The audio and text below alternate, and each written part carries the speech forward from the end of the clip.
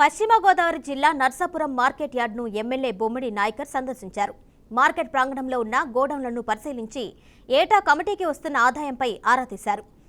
Aqua ఎగుమతులు చేసే లారీలపై వస్తున్న పన్ను గతం కంటే ఎందుకు తగ్గిందని సిబ్బందిని ప్రశ్నించారు. రైతు బజార్లో రైతులే కూరగాయలు అమ్మే విధంగా చర్యలు తీసుకోవాలని అధికారులను ఆదేశించారు.